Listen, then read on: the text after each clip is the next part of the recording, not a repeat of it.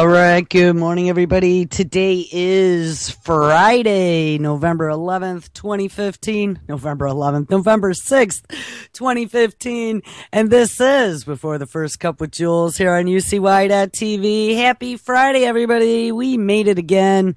It is 68 degrees and kind of drizzly here in upstate New York. I just saw one of our listeners in Montana said they looked out the window and saw snow. So happy snow to Montana and others. Thank God it's not here, but it will be soon. Where do we leave off the other day? Yesterday we did a roundtable. I was in the man cave for the first time in probably 2 years. And we did a round table with JJ and Kaz. That was a lot of fun. I miss doing those. We used to do them every Thursday a while back. But we're going to go back to where we left off on Wednesday and Monday, I believe. Wednesday, we titled the show Google White House Revolving Door, Big Data and Nest. And the show on Monday, we titled DARPA Google Collusion, Internet of Things, Tracking and Hacking You. I had a whole bunch of stories that kind of dovetailed into some of this stuff and then continued on, and then some really disturbing stuff that I found yesterday afternoon that I wanted to end up the show and the week with.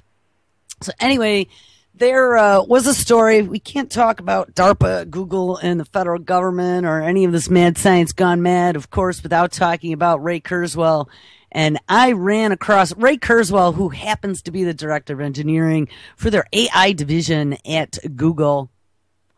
Ray Kurzweil did an interview with CNN back December 26th, the day after Christmas, I believe, 2013, titled Ray Kurzweil, This Is Your Future. And definitely something we want to pay attention to. And what caught my attention about this story was the fact that even in 2013, he was talking about RNAi. Anyway, let's take a look at this. By the early 2020s, which isn't that far away, we will have the means to program our biology away from disease and aging. And yes, this programming of your biology is something that Kurzweil has said, you know, we're going to cure aging, but the programming of your biology is all this crazy stuff we've been looking at.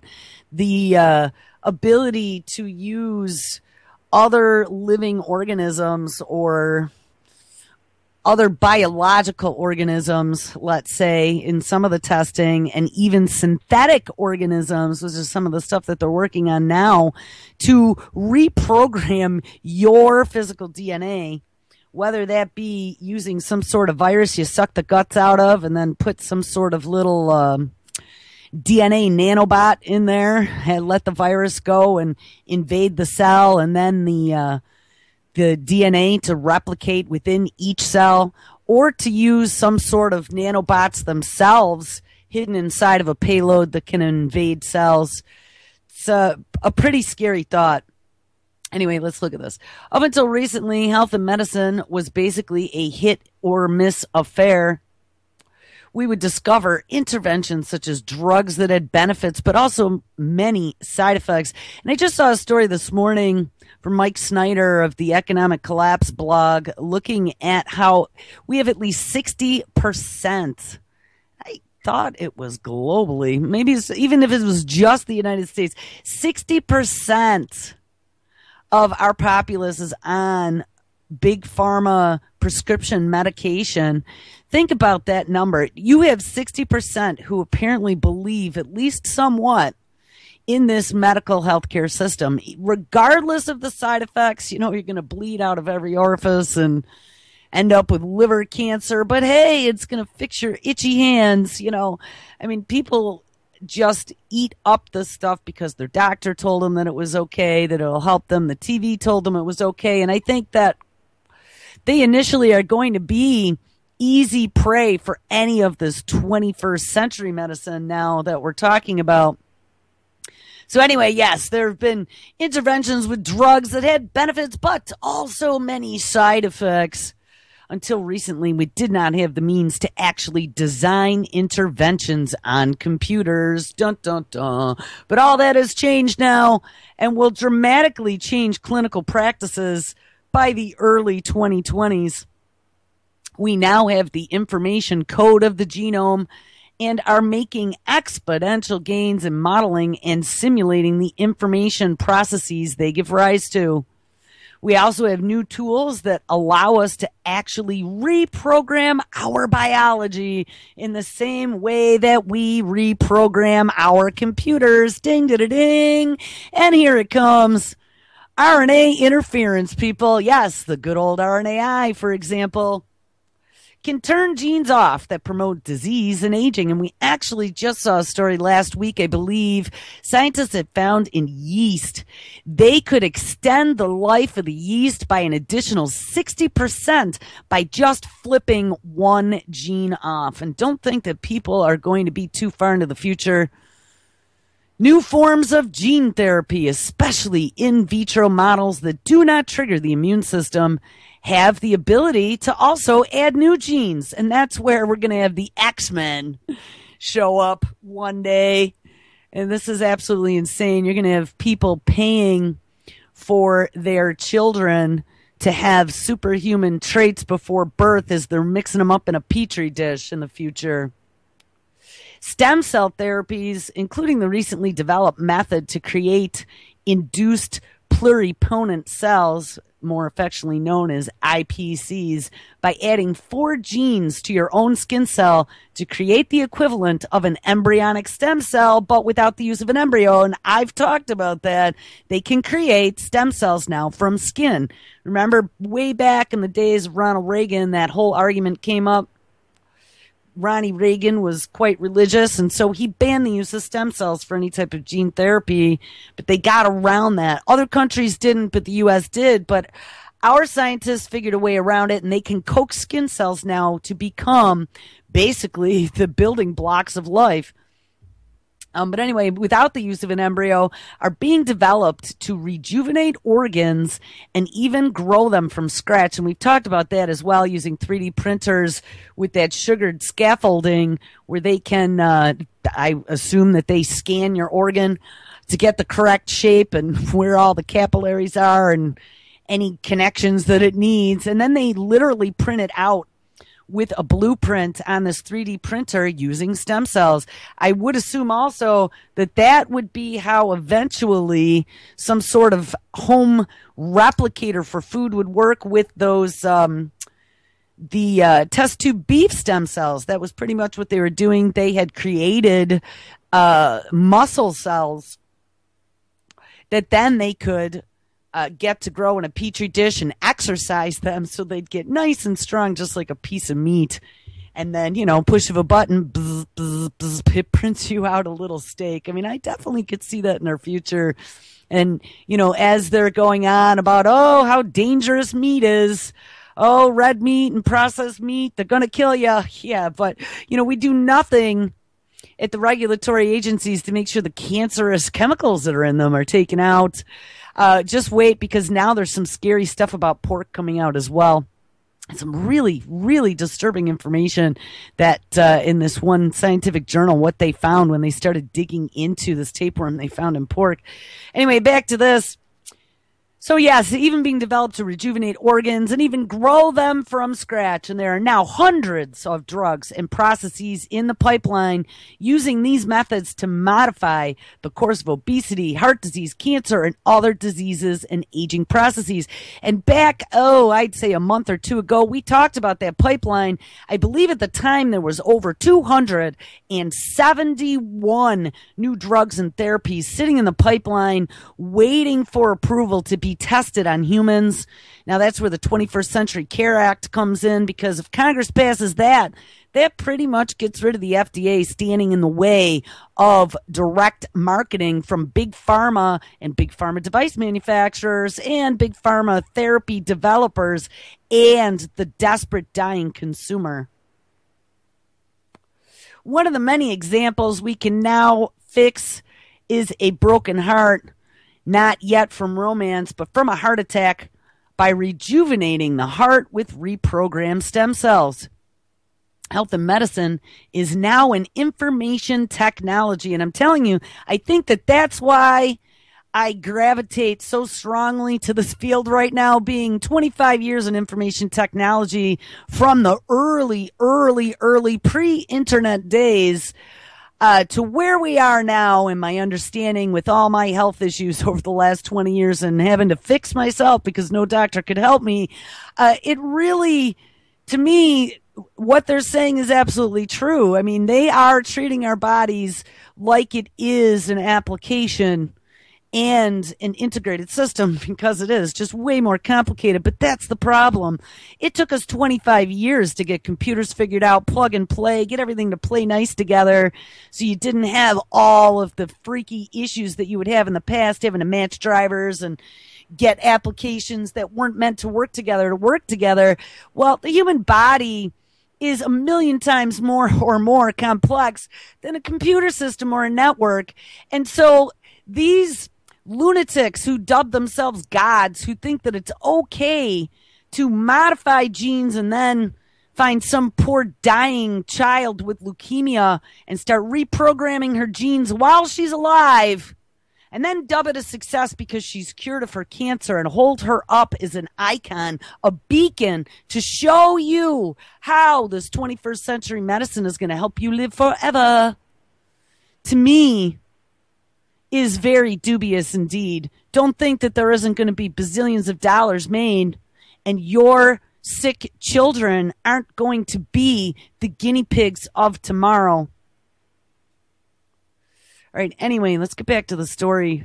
Health and medicine is now an information technology and is therefore subject to what I call, and this is the author, quote, the law of accelerating returns, which is a doubling of capacity for the same cost about each year that applies to any information technology. And it is. I mean, technology gets faster and faster and faster every year. It's exponential. And as a result, technology is to reprogram the software that underlie the human biology are already 1,000 times more powerful than they were when the Genome Project was completed in 2003, and will again be 1,000 times more powerful than they are today in a decade, and 1,000,000 times more powerful in 2 decades. So people, there isn't a lot of time left before biology is completely usurped by synthetic biology, and everything that we're fighting for to remain human and Earth 1.0 will be over. Clinical applications are now the cutting edge and will be routine by 2020. And I'm not saying, here's the thing, double-edged sword with any technology. I'm not saying that this is all evil. The technology isn't necessarily evil. Saving sick children is not evil. Curing an injured heart with new stem cell muscles is not evil, but it's the end result. It's the organizations that are involved in this. It's the fact that we have tech industry leaders working with federal government, working with the psycho arm of mad science gone mad, Department of Defense, DARPA, to crack all the secrets of biology so they can just push a button, select what traits they want, and according to the DARPA lady, create a new life form. And I think that that's already being messed with, and we'll look at that by the end of the show. All right, where do we leave off? By 2030, solar energy will have the capacity to meet all of our energy needs, and the production of food and clean water will also be revolutionized. Well, I wonder how. If we could capture 1 part in 10,000 of sunlight that falls to Earth, we could meet 100% of our energy needs using this renewable and environmentally friendly source. As we apply new molecular scale technologies to solar panels, i.e., I could guarantee you some sort of nanotechnology, the cost per watt is coming down rapidly.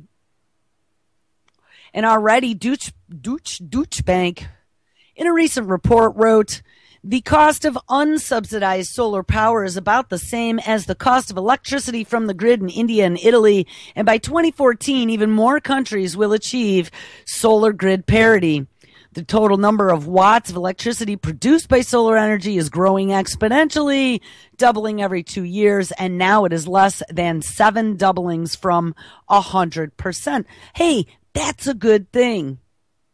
Probably not a good thing for the oil people, but hey, you know what? There's always a double-edged sword. So just like rainwater falling from the sky in a lot of the states now is illegal for you to collect because it was everybody's rain, I predict someday in the future, if they're using energy from the sun to power the planet 100%, collecting your own sunshine will probably also be a crime in the future. I can see it happening. It's, hey, you stay in the shadows unless you got a pass. Similar approaches will address other resource needs. Once we have inexpensive energy, we can readily and inexpensively convert the vast amount of dirty and salinated water we have on the planet to usable water. So let's get rid of all the salinated water. Well, what about all the fish that live in it? That seems to be a bit of an issue as well. I mean, I'm all for getting the dirty water clean, but what are we going to put in it? Some sort of nanotechnology, carbon nanotubes, buckyballs to capture the chemicals. I mean, I don't know, but we got to question, this is this magical science now that is coming to save us all and save the planet. Don't ask any questions. Don't ask if there's going to be any long-term risks because we just don't know. We won't know for another generation or two till your kids are bumping into walls, or 60 to 80% of all children have autism. And then we go, whoops, we goofed. It says we are also heading toward another agricultural revolution. And here we go, guys. From horizontal agriculture to vertical agriculture, yes, to 3D printed food as well, to where we grow very high quality food in AI controlled buildings. These will recycle all nutrients and end the ecological disaster that constitutes contemporary factory farming. We will include hydroponic plants for fruits and vegetables and in vitro cloning of muscle tissue for meat, which is meat without animals, thereby ending animal suffering. I mean, I guess, yes, what a utopia it sounds like. But, I've said before, if I didn't have to eat meat, I probably wouldn't. I think cows are beautiful creatures. Chickens, if you've ever hung out with chickens, they're pretty cool. They're pretty close to dinosaurs, and I don't like to think of consuming them either. But on the other hand, what are your thoughts on cloned in vitro meat exercising in an AI temperature-controlled building? I'm not too sure about that one, especially when they can engineer nutraceutical nutrients into any of this stuff. We also looked a while back at them being able to make vaccines and food, the banana, the apple, the potato, the lettuce, the rice. I mean, don't think that that isn't going on. They've been experimenting with that for 20 or 25 years already. And if they're building their new 21st century factory food farms, they'd be able to do anything they want. And don't think that corporations such as Syngenta and Monsanto aren't going to have something to do with that. Of course, this removes all of your independence because of our ecological disaster. You won't be able to grow your own animals, farm your own animals, or grow your own food anymore. It'll all be in centralized locations where they have the absolute control. Back to the story, if we look at the life cycle of technologies that we see in an early period of over-enthusiasm, then a bust when a disillusionment sets in, it's then followed by a real revolution. Remember that internet boom of the 1990s followed by the internet bust around the year 2000? Yes, I do. Well, we are now in the early boom phase of 3D printing enthusiasm. There we go, ding, ding, and hopefully we've learned enough to avoid a period of undue disillusionment. So this must be Kurzweil speaking. But I do see in the early 2020s as the golden era of 3D printing. And we talked about that also with food, as well as organs. For example, he says, by the early 2020s, you'll have a choice of many thousands of cool clothing designs. So I guess they're going to do clothing as well. And remember, too, we looked at DARPA working on ubiquitous computing within clothing and being able to weave in nanotechnology into those threads and fibers, different types of touch capabilities so you can use your shirt or your pants as a computer. It's pretty bizarre stuff, but you will be connected 24/7. We're in the early boom phase of 3D printing enthusiasm, and hopefully we've learned enough to avoid a period of disillusionment. For example, in the early 2020s, you'll have a choice of many thousands of cool clothing designs that are open source and that can be printed out for pennies a pound. So, I saw New Zealand just released the full text of the TPP last night. I have yet to look at it. I was still trying to catch up from being away for 24 hours. But the TPP is the next nail in the coffin for manufacturing that's going to send a large amount of anything that's left to very third world nations that can pay labor pennies on a dollar. But what's going to happen when robots and 3D printers eventually take all the jobs? AI takes all of the jobs that require mental capacity.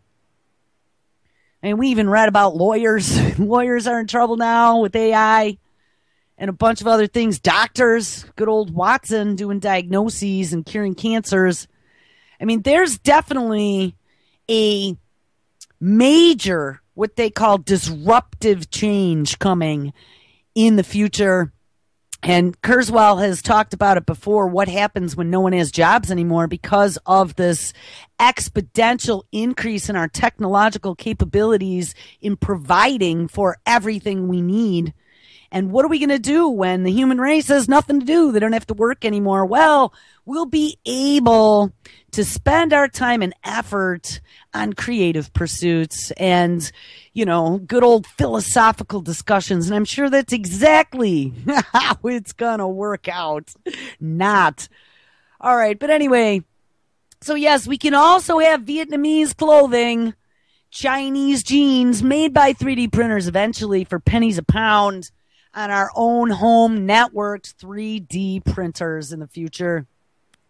And that's early 2020s, guys. I mean, what is that? Less than 10 years. But that does not mean the end of the fashion industry. Let's look at other industries that have already been transformed from physical production to digital ones, such as books, movies, and music. Yes, good thing they brought that up. If anyone has been active on YouTube, you will have noticed that there are all kinds of new crazy things that YouTube is implementing, even for trying to monetize something as simple, stupid as a 40-second promo for your channel that you made with your own graphics and with free, able to be monetized music out of YouTube's music library itself that says right there, free to use to monetize.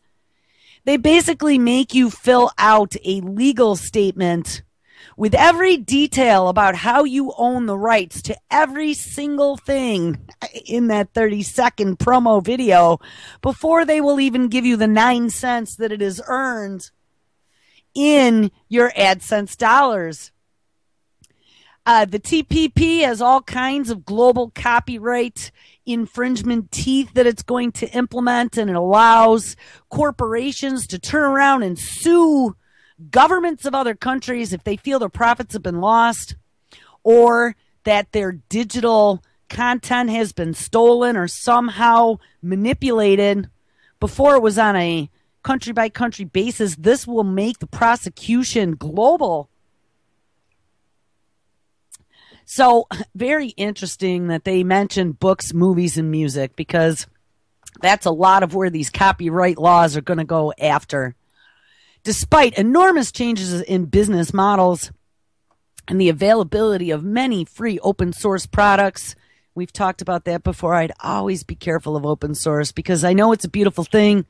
Lots of universities and global brains contributing to make something bigger and better. But always remember that there's trolls.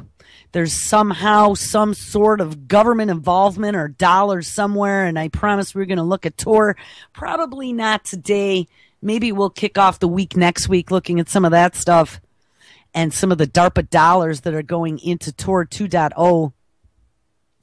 Anyway, but it says, despite the enormous changes in business models, remember, this is CNN that I'm reading, so always a spin, and the availability of many free open source products that, yes, you should embrace and give all your secrets to, the overall revenues for proprietary forms on these products remain strong, and we can readily experiment printing out organs and printing a biodegradable scaffolding and then populating it with a patient's own stem cells, all with a 3D printer. And yes, I've talked about that at length. By the early 2020s, this will be reaching clinical practice. What? You need a new liver? So you know what? It's going to put the organ stealers all out of business. No more worrying about ending up in a bathtub full of ice once you go to visit Mexico. Anyway, all right. So now they talk about IBM Watson. Consider that IBM's Watson got a higher score on America's television game of Jeopardy than the best two human players combined, and Jeopardy is a broad task involving the complicated natural language queries, which include puns, riddles, jokes, and metaphors. For example, Watson got his query correct in the rhyme category, a long, tiresome speech delivered by a frothy pie topping, and it correctly responded with, what is a meringue harangue? Now, I'm going to tell you what's really scary about this, and I know it sounds kind of stupid that it was a rhyme category on a game show on TV, but what's really scary about this is I talked about this 3+ years ago, how DARPA and some of the big tech companies were using social media as well as any of our transactions that were happening in chats and other online forums as a sociology project trying to determine how we interact, how we use slang, how to scrape raw text that wasn't formatted, how to distinguish between real words and made-up words that were some sort of code and then crack those ciphers. So the fact that IBM is at a point now where it can look at a pun or a riddle on a game show with some sort of very, I don't know, riddly speech and come up with the correct answer, to me says that they are way further ahead than what we actually understand. And that's what I keep saying. I keep telling you guys, you know, Kurzweil is a futurist, so of course he's going to tell you it's not too far down the line. And then you have a lot of scientists out there that are like, nah, you know, this isn't going to happen for another 100 years. Well, I'm telling you, it's somewhere in between.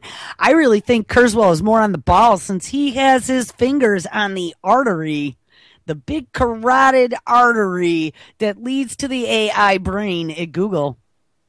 Anyway, back to this. What is not widely appreciated is that Watson got its knowledge by reading Wikipedia and several other encyclopedias, a total of over 200 million pages of natural language documents. I'm sure it was doing much more than Wikipedia. Like I said, I read about some of the other experiments that DARPA was doing with some of their AI. Watson, of course, is IBM, but don't think that they're not all connected and involved between the Connectome project, Synapse, and the Global Brain Project that our federal government is a party to, as well as all the universities and a lot of the medical institutions. It says, so you did a better job than Watson at reading that page, but Watson makes up for this relatively weak reading by reading more pages and reading a lot more pages, and it can combine its inferences across everything it has ever read and conclude that there is a 99.9% chance that Obama is president. At Google, we are creating a system that will read every single document on the web and look for every meaning in every book and provide a rich search and question answering experience based on the true meaning of natural language. And what's very disturbing about Kurzweil mentioning that is that we also did a story about Google's new truth algorithm that is being implemented on the web because, there's so much disinformation on the internet. That pesky internet. We looked at a story yesterday where, quote unquote, researchers were looking at anti-vaccine websites and deciding that, those anti-vaxxers, they're so unscientific with all of their research and all their stories about what's happened to their children after getting vaccines. And they are confusing new parents. So we need to now have a conference, and they just had this mental health conference in Chicago to try to come up with ways to combat the anti-vaxxer story. Don't worry about the man behind the curtain, Representative Posey, going up in front of Congress with documentation from a CDC whistleblower showing the connection between autism and the MMR vaccine that they destroyed. No, don't worry about that. Just remember that the Google Truth algorithm will help weed out the sites that don't have the Google truth that we've determined with our artificial intelligence scanning all of the data on the internet. We'll make sure that the only thing that we provide to you in the future in our search engine is raw Google verified truth. By the early 2020s, we will be routinely working and playing with each other in a full immersion visual, auditory, virtual, blah. Can you say that 30 times? We will be routinely working and playing with each other in full immersion, visual, auditory, virtual environments. And by the 2030s, we will add the tactile sense to full immersion virtual reality. The telephone is virtual reality in that you can meet with someone as if you are together, at least for auditory. We have now added the visual sense with video conferencing, although not yet 3D and full immersion. And that's where that Oculus Rift and augmented cognition comes in. The virtual sense will become full immersion over the next decade. We will also be able to augment real reality. There you go. Ding, ding. So that I could see you sitting on the couch in my living room and you could see me sitting on your back porch, even though we were hundreds of miles apart. Your augmented reality glasses will also be able to make suggestions for you for an interesting joke or antidote that you could slip into your conversation you're having. And that then goes along with that TED conference we looked at probably 6 months ago that SLC Mike had found for us, where they were talking about physically in the future embedding that technology right into your cortex. So you will always have that augmented reality and the assistant suggesting things for you in your brain from birth. Says there will be limited ways of adding tactile sense to virtual and augmented reality by the 2020s, but full immersion visual tactile experiences will require tapping directly into where? Oh, yes, the nervous system. We'll be able to do that in the 2030s with nanobots traveling, good old Kurzweil, traveling non-invasively into the brain through the capillaries and augmenting the signals coming in from our real senses. So there you go. A little vision into the psychopath's mind. Ray Kurzweil, this is your future. And, there was a story that we found yesterday talking about RNAi and being able to do things and testing it in humans. Gene editing saves girl from dying from leukemia in world's first, November 5th, 2015. For the first time ever, a person's life has been saved by gene editing. 1-year-old Layla was dying from leukemia. Again, not only did they prey on the sick and desperate, but they preyed on desperate parents who had a dying baby and no other choice. And they even say that in here. 1-year-old Layla was dying from leukemia after all conventional treatments failed. quote, "We did not want to give up on our daughter, so we asked the doctors to try anything." And that's the key. Once you tell them that, they will unleash their mad science medicine. You become now a case study, said her mother, Lisa, in a statement released by Great Ormond Street Hospital in London, where Layla was treated. And the doctors did.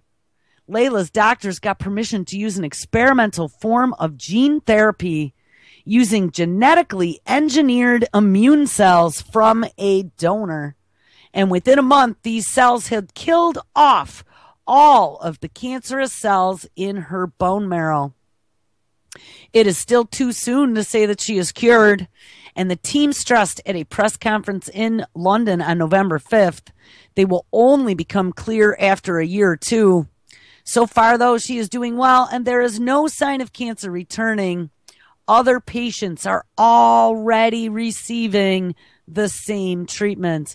And Jane, I want to thank you. Jane actually found the original source to the story from the medical center's website, and I did not get a chance to read that. But I want to read that and find out exactly what and how they manipulated these immune cells from a donor to kill or flip off switches within that the bone marrow cells for producing leukemia. So we'll keep an eye on that one. I'm going to get back to that next week. But here's now a story that I've had up for a while, getting back to Kurzweil and ending up with nanobots in your brain. Yes, remember, revolving door between DARPA, Google, and the federal government. Here's a story from May 28th, 2014. DARPA plans, we've talked about this a million times, DARPA plans to help soldiers' mental diseases with brain-computer implants. And this, of course, started out as the helping them with PTSD after we sent them into war zones to kill little children that they had nightmares about then forever. And now they are using it with the first brain implant live surgery done on TV, National Geographic last week, for putting brain implants into Parkinson's patients' brains. In an ambitious effort to address the enormous problem of mental illness among its ranks, the U.S. military is funding the development of surgically implanted brain-computer interfaces designed to target and correct malfunctioning neural circuits in conditions like clinical depression, addiction, and anxiety in soldiers and veterans. And now add to that Parkinson's disease. Remember, the story's over a year and a half old. And what's even more disturbing when we look at the research that they've done, I have stories on this. The former head, he just left as the beginning of November, the director of the National Institute of Mental Health, to go over and work for Google's Life Sciences division. And I dug into that the other day, and I found some disturbing things about that dude. So we'll look at that in a minute. Mental illness rates in the American military dwarfs rates in the civilian population. So former military or current military, look out, because you will be our first targets for fixing malfunctioning neural circuits.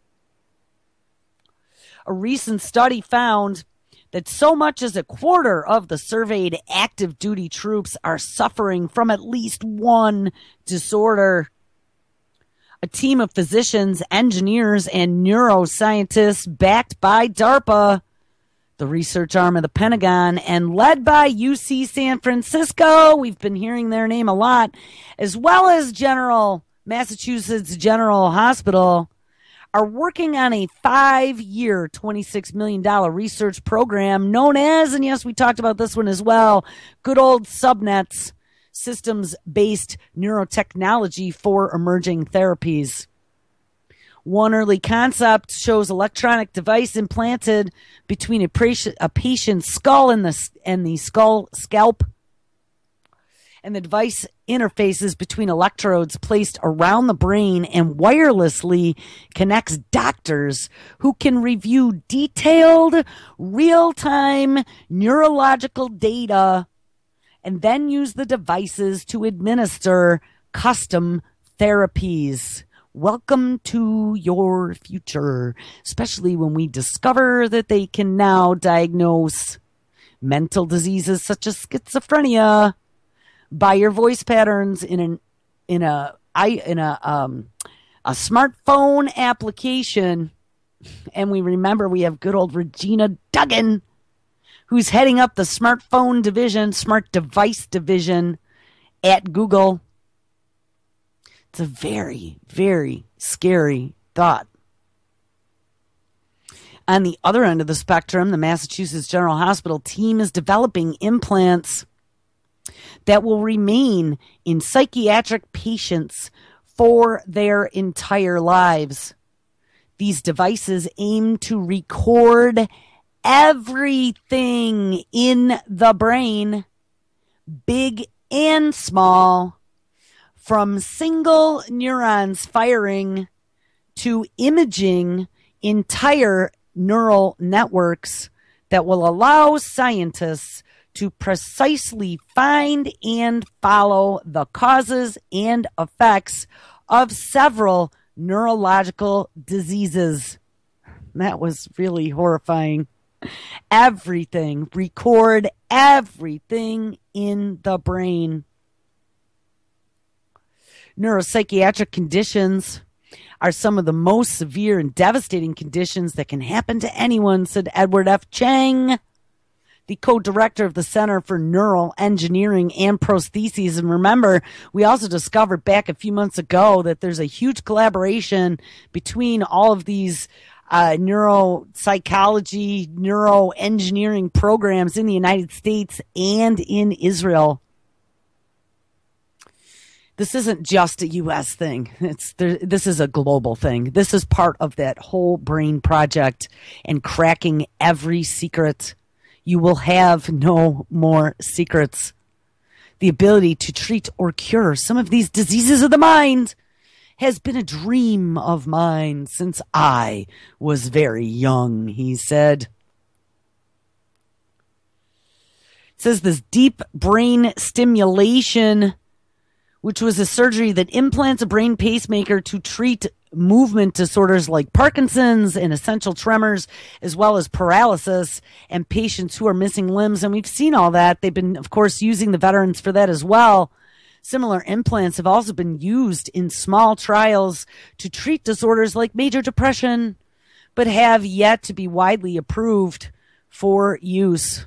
Subnet plans on demonstrating the technology it develops and then submitting those for approval to the U.S. Food and Drug Administration. Deep brain stimulation now spans approximately 100,000 patients already worldwide, but it still has a few glitches. The treatment has sparked headlines when a Dutch man was being treated for severe obsessive compulsive disorder. And then he developed a strong urge to listen to American country singer Johnny Cash. Yes, it's exactly what I'm saying, people. Just like a computer system, we do not understand the full interworkings of the complexity of the human body. And this is just like taking zappers or taking little things and putting them in there to see what happens. This isn't like with any real knowledge of what we're changing or doing. We are all guinea pigs with no repercussions if we get screwed up or the next 5 generations of our progeny are screwed up because of this. It says the implanted electrode affected the pleasure and reward processes in the brain. Oh, ding, ding, dopamine. And the man was effectively cured of his OCD affliction and the anxiety it brought on within 6 weeks. But he rapidly developed an intense love of Johnny Cash for the next 6 months. When the electrode's batteries ran out, his musical taste returned to what it was in pre-surgery. Dutch singers and the Rolling Stones. I mean, that's frightening. Oh, my God. I know it's only Johnny Cash, but who knows what it could be. It says this program was launched in support of Obama's, yes, $100 million brain initiative, a project announced in 2013. and aimed at widening our understanding of human brain function and how to cure brain diseases. And like I said, don't forget DARPA and Kurzweil and all the other high-tech lunatics who want to live forever are involved in this. There was another story that came out on the 3rd. Memory-boosting devices are now being tested in humans. U.S. military research suggests that electrodes can compensate for damaged neurological tissue. In a strategy designed to improve memory by delivering brain stimulation through implanted electrodes, is undergoing trials in humans. So it looks like it's all balls out now. The U.S. military, which is funding the research, of course, good old DARPA, hopes that this approach may help many thousands of soldiers, again, who have developed deficits to their long-term memory as a result of head traumas. At the society, and this is that meeting I was talking about, at the society meeting in Chicago, Illinois, October 17th through 21st, so it was just last month, 2 teams funded by who? Oh, DARPA, presented evidence that such implanted devices can improve a person's ability to retain memories. And how significant is that, since the majority of the American public has been shown in a study by Microsoft that our attention span is that of a goldfish, less than 6 seconds, and our addiction to our digital devices causes us to forget stuff because we no longer have to remember them like we did in the old days because it's always available on the internet. I see a brain implant coming in our near future. By mimicking the electrical patterns that create and store memories, and this is some of that research they were doing about erasing and inserting memories, pretty scary. The research found that gaps caused by the brain injury can be bridged. The findings raise hope that a neuroprosthetic that automatically enhances flagging memory could aid not only brain-injured soldiers, but also people who have had strokes, or even some of those who have lost the power to recall memories through normal aging. Because of the risks associated with surgically placing devices in the brain, both groups are studying people with epilepsy who already have implanted electrodes. So I guess they're doing it for epilepsy also. And the researchers can use these electrodes both to record the brain activity and to stimulate specific groups of neurons. And although the ultimate goal is to treat traumatic brain injury, these people might benefit as well, says biological engineer Theodore Berger at the University of Southern California. That is because repeated seizures can destroy brain tissue needed for long-term memory formation. Short-term memories are thought to be created when a part of the brain called the hippocampus aggregates sensory information as well as the perception of space and time and holds it readily accessible for a short while. Accessing the memory during that time will solidify it into a long-term memory. The key process is a signal that travels from one part of the hippocampus to another, and Berger and his colleagues hypothesize that by recreating that signal that might restore the ability to solidify memories in people with damage to the hippocampus. And in one of these, I actually was reading, they were talking about then removing memories, which we talked about that anyway and read about that, but I thought it was in the story. Before we run out of time, though, so just know there is really some insanity going on. And here, even at the bottom, it says, in a study that they presented at the Chicago meeting, Penn University neuroscientist Daniel Rizzuto and his colleagues recorded brain activity in 28 people as they recalled a list of words. And using these patterns, researchers have now developed what? Oh, ding, ding, an algorithm that predicted, and we talked about this also, with high accuracy, whether a person would remember a given word by stimulating the brain only when a person reads words that were likely to be forgotten. The researchers could boost performance up to 140%. And another story, too, we had talked about DARPA using these technologies to engineer the perfect super soldier. And that's some of the stuff that they're working on, changing brain chemicals when they sense that the soldier is facing anxiety. Intel already has a processor chip that will do that. We looked at a video once where they had these spider creatures that were powered by this new sensing chip from Intel, that when the wearer, and it was going to be embedded into clothing for wearable computing, when the user started to show biometric characteristics of stress like rapid heartbeat, rapid breathing, sweating, that the computer chip would then be able to recognize that it needed to do something in order to help alleviate those stress functions. That technology is some of the technology that DARPA is using as well for biosensing. Anyway, okay, now let's dig into this disturbing story about the head of Mental Health Institute leaving for Google Life Sciences. Thomas Insel, the director of the National Institute of Mental Health, announced on Tuesday, and this was back in September, that he planned to step down in November, ending his 13-year tenure at the helm of the world's leading funder of behavioral health research to join Google Life Sciences, which seeks to develop technologies for an early detection and treatment of health problems. The announcement is no small personal matter for behavioral sciences. In hiring him, Google, which is in the process of reorganizing into its new company called Alphabet, lands a first-rate research scientist and administrator with exhaustive knowledge of brain and behavioral sciences.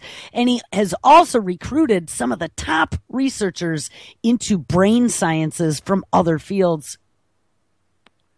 Dr. Francis Collin, the director of the National Institute of Health, appointed Dr. Bruce Colbert as acting director while they look for a replacement. Blah, blah, blah. I wanted, though, to find here in his new job, Dr. Insel will do an about face as to what he's been doing, turning back to the psychosocial realm now while at Google. Only this time he has a big new set of tools.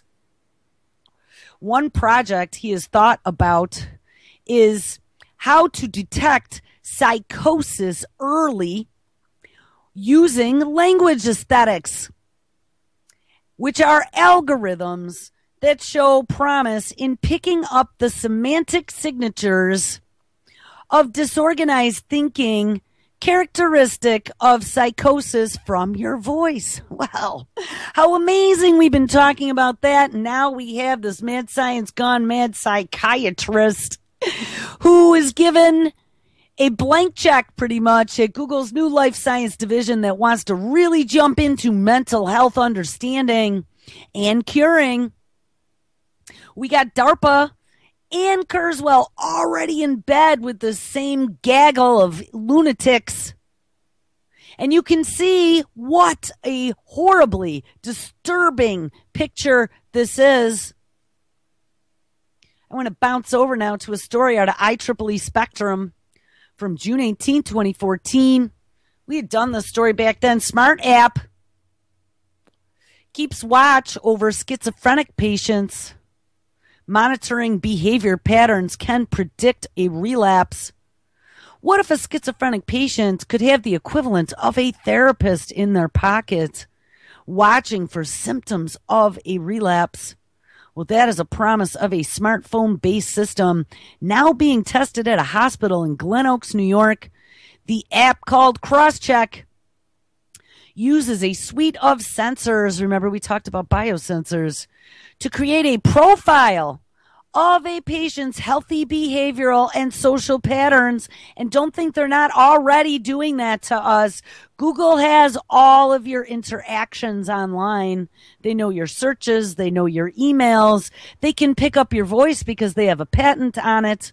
They have all your cell phone interactions if you have an Android device. don't think they're not already doing that as a sociological study somewhere and putting it into your dossier. So it creates a profile of a patient's healthy behavioral and social patterns that can then raise an alert when the patient deviates from their normal behavior. For a schizophrenic patient, a relapse is both damaging and demoralizing, says Dror Ben-Zev, an assistant professor of psychiatry at Dartmouth College and the study's principal investigator. The patient can then end up in jail or in the hospital, which then disrupts their therapies and normal routines. The cross-check study includes 150 schizophrenic patients who have been discharged from Zucker Hillside Hospital in Glen Oaks within the past year, and half of those patients have received the smartphones with this app, while the other half will receive the standard clinical services that the hospital provides after discharge. Now, I saw another story. BehavioSec is a new company. This is from biometricupdate.com. BehavioSec aims to bring behavioral biometric solutions to U.S. companies. Oh, all the U.S. companies that are now by federal edict working with all the big tech companies who are by federal edict because of national security working with the federal government. Stockholm-based BehavioSec, which offers users authentication technologies that identify people by measuring users' typing and swiping behavior on their laptops and mobile phones, has set its sights on the U.S. market, according to a new report by Fierce Finance IT. And I've talked about that as well. That's also going to be integrated into Windows 10 technology. It's using your usual patterns of doing things to identify you. This is like biometrics on steroids. Over the past year, BehavioSec has added projects in the UK, Switzerland, the Benelux countries, I have no idea where that is, and is currently in talks with companies in the US to also provide them with the technology. And of course, they have a headquarters in Palo Alto, California. All right, guys, well, it's Friday. So make sure everybody sticks around as Lonnie Clark is up next, and I will catch up with you on Monday.